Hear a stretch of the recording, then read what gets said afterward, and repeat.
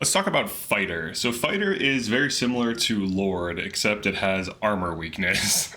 Now this is kind of a problem because armor is actually susceptible to two things. It's susceptible to warriors and it's susceptible to magic. So it has two critical weaknesses, and magic is pretty universal. So typically when a fighter encounters magic, it will get one shot or almost one shot. Now it is also effective against hunters. It has it has effects that allow it to tank arrows for other allies, which is very useful for defending backliners. But in terms of what it can do, it has 6 stamina, 100 base mobility. Its leader effect, you take less damage from range attacks, which can be useful. So like right now I'm fighting a bunch of archers, and I'm going to show this combat in a second. But let's go over the stats too. Now in the case of Lex, he has growth type Hardy and growth type 2 for offensive, so he kind of has more balanced growths. Now the growth types can be changed.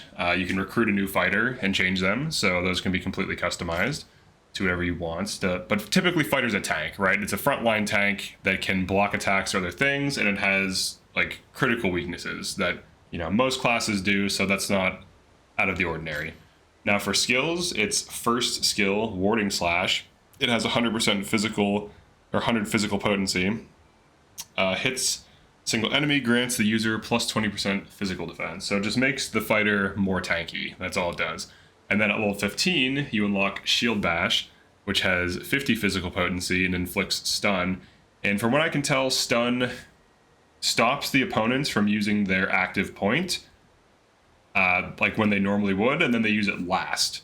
So I think it just delays the active point use. I don't think it denies it. But that's still useful because if you can delay an attack, maybe you can get a heal off or some effect off, and that can help you. So it's pretty good. Stun is pretty good. There's stun on Crush, so I already know kind of what it does. Passive skill, Arrow Cover. So this is unlocked at level 1. You always have this. This just allows them to defend against an arrow for an ally. So if an ally is about to get hit, cover an ally and nullify all damage. So this is actually quite good for defending flyers in your backline. I think you actually get a flyer with a fighter in the group specifically for this reason. Then you also get Quick Guard at level 10.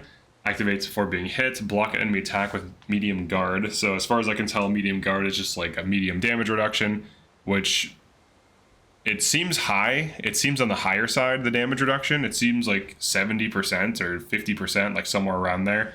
I'll have to test it to confirm like what it actually does, but it seems to be around there. And then of course he has the Viper Blade, or the Viper's Edge, so he can poison. So having access to swords early game is quite nice. You have Runic Sword for killing other fighters. So if you have to punch through their armor to maybe help your archer, so in this case I am running an archer, so if I need to punch through a tank, I could run Runic Sword. I can run Sanguine Blade for self-heal, because fighter does not have self-heal unlike a lane, so that can help with keeping it alive if you don't have a healer. Viper Blade for getting through defenses or for general poisoning. And then of course you have the Templar Sword for just general damage, for basic heavy hitting. And then for the Valor skill you have Provoke. It's on the cheaper side, and what it does, for 10 seconds, the enemy you use this on, as long as they're not garrisoned, has to chase and attack you. So you can either lead them on a wild goose chase, force them to waste time, or just use it on a high mobility enemy you can't catch up to, or if you want to pull an enemy away from an objective, like they're about to capture a fort or something, you can do that as well. So pretty decent overall. It's like a frontline tank that kind of helps out, can block arrows, and is susceptible to magic and hammers from warriors, as you would expect. But look at this combat. So even though we don't have a healer, now this isn't really, we're not like killing anything necessarily. What I can do though, let's see if we can set this up. Poison Slash, let's say the Poison Slash is the lowest. We're just gonna focus on the lowest. We're gonna go for a kill here.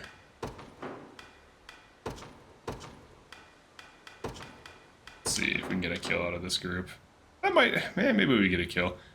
I don't think we do because they have a healer. But this group is like a tank group. This is just a bunch of random units I threw together, if I'm being honest, but this combat's interesting because they can basically fight this all day. They take minimal damage. If they had a healer, they would be fine, but let's check it out. He should block a shot. There's 3 archers, so we'll be able to see that. This is like one of the main things. Yeah, we have 2 tanks.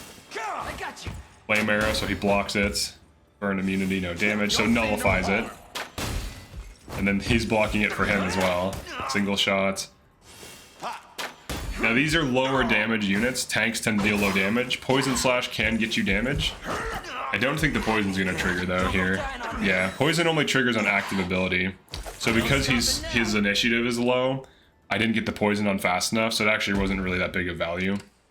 But he can just keep fighting this to delay reinforcements, which is still decent. And I think if I position correctly, I can keep bouncing into this terrain here.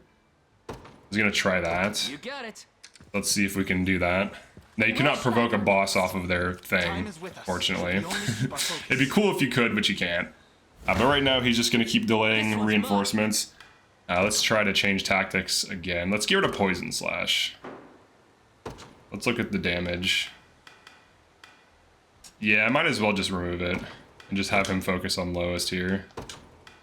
Lowest HP. They should eventually be able to kill the guy in the front. It'll take them a while though. This team lacks damage. It has 2 tanks when I really need more damage. But this is just a demo like the tanking. So it nullifies the burn as well, which is huge here. Because that burn can easily kill like my armor, for example. Because my armor's active skill will activate last because his initiative is low. He still ends up dying though. We take out the frontliner. That's how it's done. Let's see how he does without. I'm up. Let's see. I was trying to get him to get like stuck. I've had that happen to me on accident. Hold on. Let me cancel move. Yeah, if you get stuck, it bounces you back and you just keep fighting. So I think this team's I think they're gonna die now because we're missing a tank. There's 3 archers, so I think they kill our backline.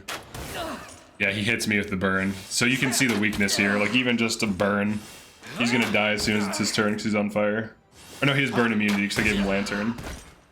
But yeah. Magic damage. And obviously a boss can completely destroy them. Alright, let's kill this guy. I'll have to change my orders. Oh, I know what I can do. This is easy. Onward. Alright, check it out.